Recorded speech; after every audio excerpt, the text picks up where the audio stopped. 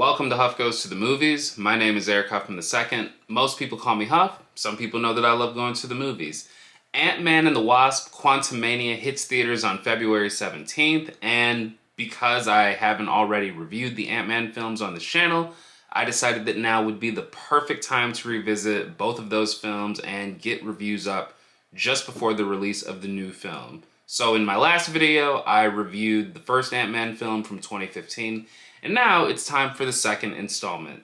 Ant-Man and the Wasp hit theaters in July of 2018. It came out after Avengers Infinity War, though the way that this fits into the MCU continuity, this is kind of taking place around the same time as those events, and obviously for people who know what happens with the rest of the MCU, you know how Ant-Man ties into the events of Avengers Endgame. The main premise of this film is that Hank Pym and Hope Van Dyne are on the run for being associates of Scott Lang, who is under house arrest for breaking the Sokovia Accords. But due to the events of the first Ant-Man film, they believe that they have found a way to navigate the quantum realm in order to find Janet Van Dyne, the original Wasp. So they need Scott's help to try and locate her and to try and get her out of there. This film features many elements of the plot that present all sorts of obstacles for them in reaching that goal. The first obstacle being that Scott Lang is under house arrest and the feds are looking for Hank and Hope. The second obstacle comes in the form of Sonny Birch, played by Walton Goggins. He's sort of like this arms dealer that Hank and Hope are using to get all the tech that they need, all the tools that they need to build a quantum tunnel in order to travel into the quantum realm.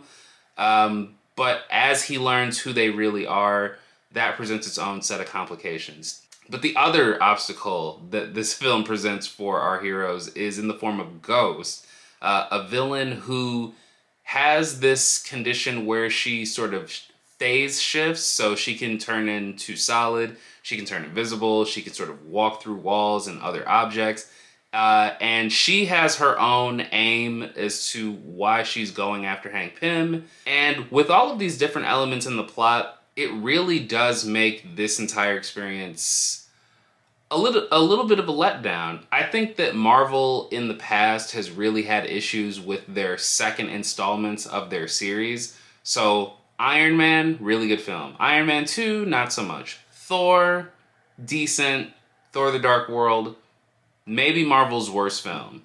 And I think this trend continues with the Ant-Man films. I remember liking this film when I first saw it because it got a few laughs out of me, but I really think that for a movie that has so much plot, it feels like it doesn't have enough story. I think that what works about Ant-Man and the Wasp is that it's really rooted in telling the story of father and daughter relationships. We see how Scott's relationship with Cassie has changed due to him being under house arrest, and how, despite the fact that he's got some real limitations about where he can go, that bond is still really strong, and probably even stronger than it was in the first film.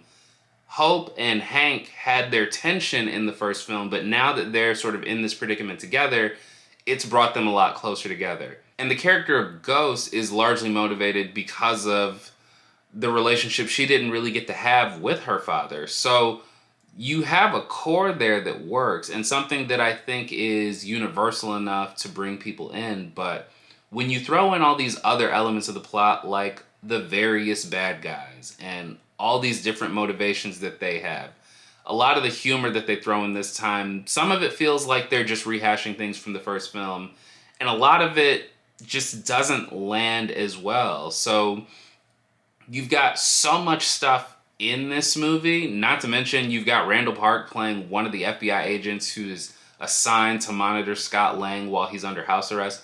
So you've got a lot of things in this movie, but none of them really feel like they matter all that much. And I think the biggest sin in all of this is that with Scott Lang being the main character, he feels a little disconnected from everything else that's going on. I mean, yes, he is the one who's got the obstacle of being under house arrest. He is the one who needs to help Hank and Hope. But so much of what is driving the story of this film is not really about him. Hank and Hope are looking for Janet. Ghost is trying to use some technology to heal herself. But Scott kind of feels like a throwaway in this movie. And I guess maybe on one hand, this is to help elevate the Wasp and give her some moments to shine, and she definitely does. I think that Evangeline Lilly really does show off a great deal of skill and versatility in the action scenes here, and she definitely proves herself to be very capable, as a character at least, in a lot of the action set pieces. But Ant-Man himself kind of feels useless here, which is a shame, because Paul Rudd seemed to be like a really good choice for that role. He seemed like that really good fit of being an everyman, of being really funny, of being really charming. But here, it feels like the movie keeps trying to find things to do to make him useful. And I think that's a real problem here. And when it comes to Marvel and their Part 2 installments of films, I think the issue really comes in the fact that in Part 1 films, in these origin films basically, the characters are given a very clear path. They're going to start at point A, and by the end of the film, they'll be at point B. When it comes to the sequels, and especially if the characters have interacted with some of the other heroes in this universe, it's kind of like, okay, we got them to where they needed to be, we got the crossover, but I guess we should just make something up because we need the universe to continue. That's certainly how Ant-Man and the Wasp feels. And I want to make sure to point out something here that I pointed out in the first video.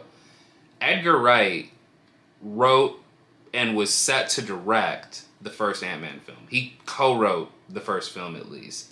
With this film, director Peyton Reed, who ended up directing the first film, he's back in this second one, and he's really sort of the guy in charge from the jump. And I don't want to insult the man's direction. I don't want to insult him as a filmmaker, because I think he's a good filmmaker, but it just feels like there wasn't that same bit of inspiration. There wasn't that same drive to work with Ant-Man this time. It just kind of feels like he was following some studio mandates, some studio notes. Hey, Peyton, we've got Infinity War and Endgame coming out, so if you could just get us here, that'll do. That's what this film feels like. And that's unfortunate, because I think that when you have such a talented cast at your disposal, I mean, this movie introduces Michelle Pfeiffer as Janet Van Dyne, and you know, that's not a spoiler or anything. That's something that they put in the marketing, something they put on the poster. But like, when you take the cast that you had in the first film and you add even more talent here, Walton Goggins, Laurence Fishburne, Hannah John-Kamen, Michelle Pfeiffer, Randall Park, it feels like those characters should also be memorable. Those characters should also shine, just like the talented cast of characters in the first film did.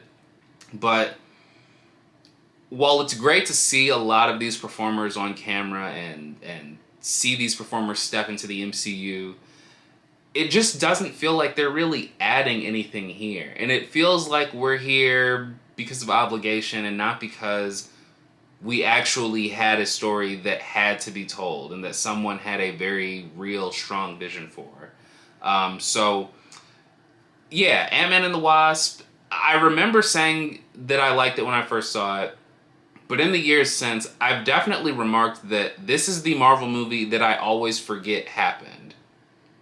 I remember how Scott Lang ends up where he is in Avengers Endgame. I do remember that, but I always forget so much about this movie, and in revisiting it for this review, I could definitely spot why that is. I don't know, this one just didn't quite work for me, and for all of those reasons, I have to give this 2.5 out of 5 hearts, because yes, it is kind of a romantic comedy, and, you know, hearts seems appropriate for this review.